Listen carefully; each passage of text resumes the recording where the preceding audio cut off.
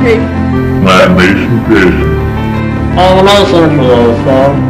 Animation creation. Animation creation. Animation creation.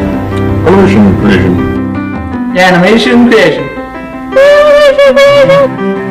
Animation creation. Animation creation. Animation creation.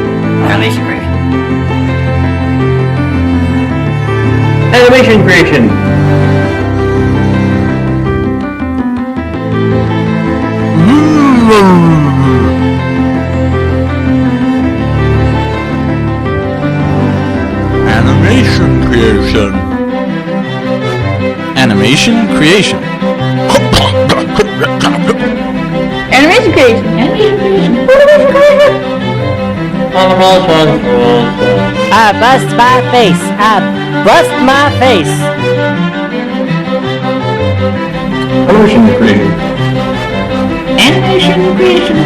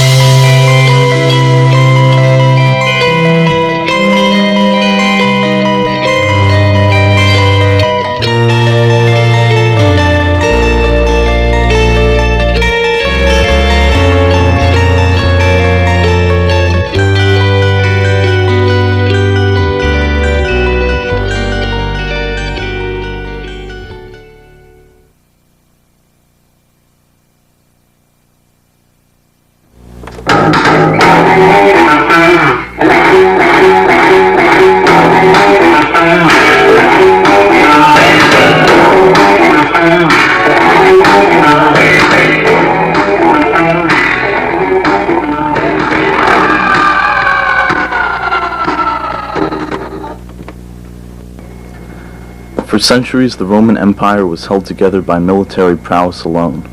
At the core of its military was the Roman warrior. It was through these warriors the Romans were able to act as civilizing agents in Europe. For a time, all roads led to Rome.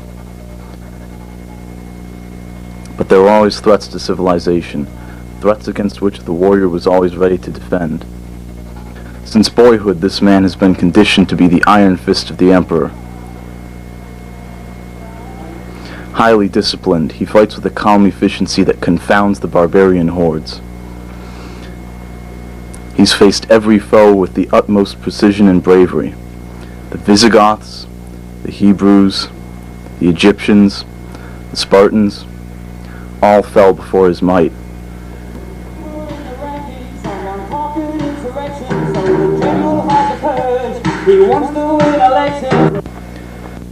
But never before has he faced the invincible Gauls. The Gauls fight with bestial fury and a primordial hatred for the forces of civilization. What they lacked in finesse and fighting technique, they made up for in brute force and intimidation.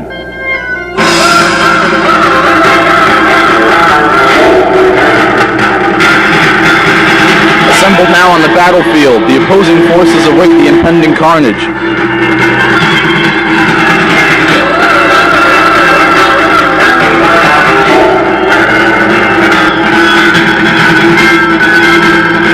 For the first time in his life, fear registers in the eyes of the Roman. Is this the moment that will dictate the course of history? With a terrible war cry, the Gaul spurs his war beast.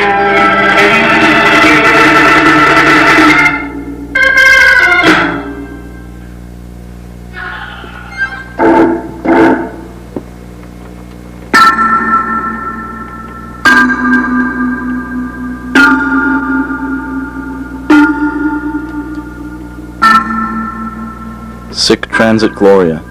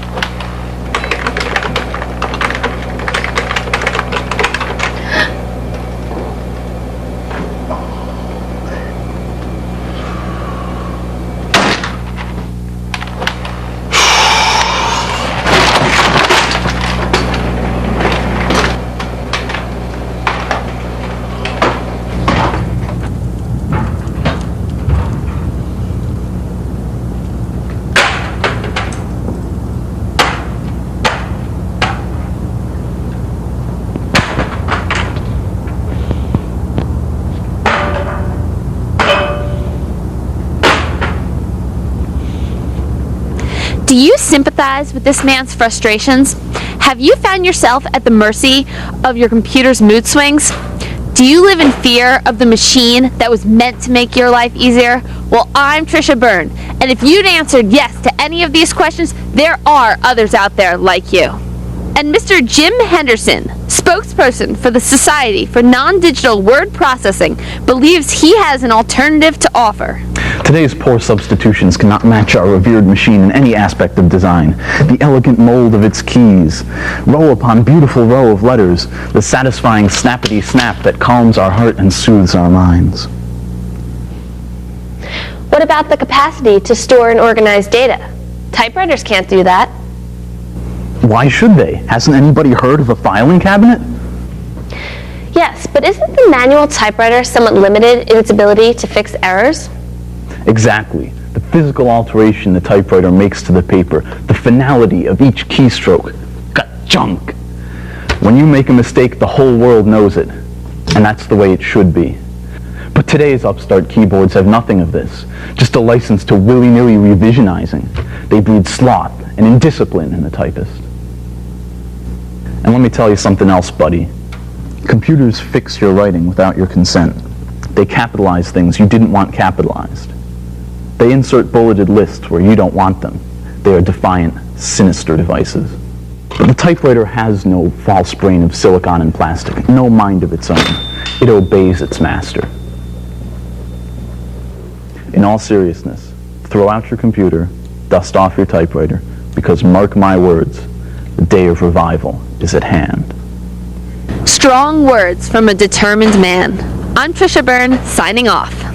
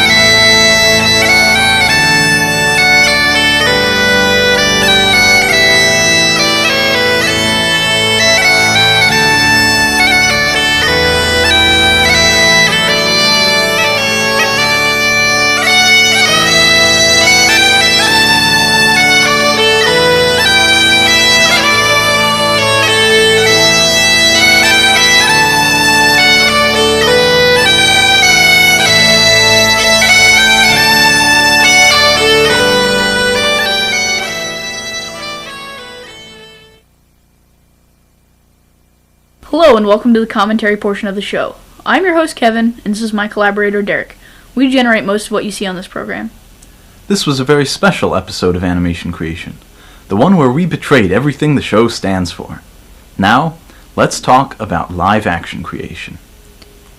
In addition to dozens of animated shorts we've seen on the show, Derek and I have built up a small collection of live-action pieces since we got our hands on a video camera 3 years ago. The first one we saw today was Mandate of the Merchant King. The merchant character had a cameo selling grapes in our silent movie, Wanderlust and the Realm of the Dog. It was an unseasonably warm winter day when we decided to shoot this, but the temperature had dropped by the time we got started. Derek thought it would be neat to shoot it by the edge of the snow, but since the snow had been melting all day, the grass was pretty soggy. Derek made me kneel in the muddiest part of the lawn. We put down a mat, but I didn't land on it when Greg shoved me to the ground. I was soaked and miserable by the end. That mask is supposed to be of a dog, though it looks more like a donkey to me. It was almost impossible to see out of, but we thought it would be a shame to only use it for that one shot in silent movie. Yeah, we spent at least 3 or 4 hours gluing the mask together. It's from a punch-out paper mask book. Since we only had one mask, the merchant and the merchant king could never both have their heads in the shot at the same time. The rest of my costume was made up of Derek's trench coat and a bunch of random pouches. Mandate of the Merchant King is the most recently completed project on this episode. The Fall of Rome, which came next, is the oldest. I made it before I had any access to video editing equipment, so what you see is all in the order I taped it. Recording the narration and music together over the video in one take wasn't easy. The barbarian is played by a guy named Brendan who I knew in high school. I didn't tell him not to wear any clothes. He did that by himself. He didn't enjoy being taped, and you can see that he's hurling abuse at me while I was trying to direct him. Looking back on it, he made a pretty good barbarian. You guys destroyed his car, though. Who would have thought a big, bad Suburban couldn't handle one little snowman? The grill was made out of plastic. We went to a junkyard to try to find a replacement. No luck, though. Brendan didn't want me taping the destruction because he didn't want any evidence for his mom to see. I told him I erased it. Tricky. You're not to be trusted. Did his mom ever find out? Not until months later. He had it duct taped together from the inside. Classic. After that came the experimental part of the show, where I remixed, rewrote, and re-edited parts from our silent movie. Because we used inner titles rather than actual sound for the dialogue, I was able to play God with anything anybody said. Oh, the power I held! I could make any of the characters look like fools, and there wasn't a thing they could do about it. Typewriter Report was a group project for your video production class at LaSalle University. That's right. I had wanted to use the idea of a typewriter demagogue for a class the previous semester, but my group members in that class were too short-sighted. They said it sounded too scary for them. Some people just have no vision. After that came the music video for Marbles. I bought the album by Plone and knew I had to make a video for this song. It was just so cute. So I came up with a cute little story about a cute girl who returns a marble to a cute fuzzy animal. And you edited this at high school rather than college. That's why the video quality isn't as good. Then came Silent Movie Remix Part 2. There I was, ready to enjoy more mischief, when the character of the thug, the bad guy in the movie, took it upon himself to ruin my fun. To escape the wrath of that upstart character, who I created, by the way, I used the magic MacGuffin to catapult us into this dreadful commentary. And now, here we are, suffering. We won't have to sit through this much longer, though. I think we're coming to the part where Kevin says, "And that does it for this episode." And that does it for this episode of Live Action Creation. We cut lots of corners this episode, like giving Harrison Ford the day off and taping the commentary in Derek's house, rather than in the studio. But all that money we saved is going straight back into the show to make the next few episodes extra special. We're even getting our normal clothes cleaned right now. Good disclaimer, Kev. What should we offer in the way of a preview of next episode? I know.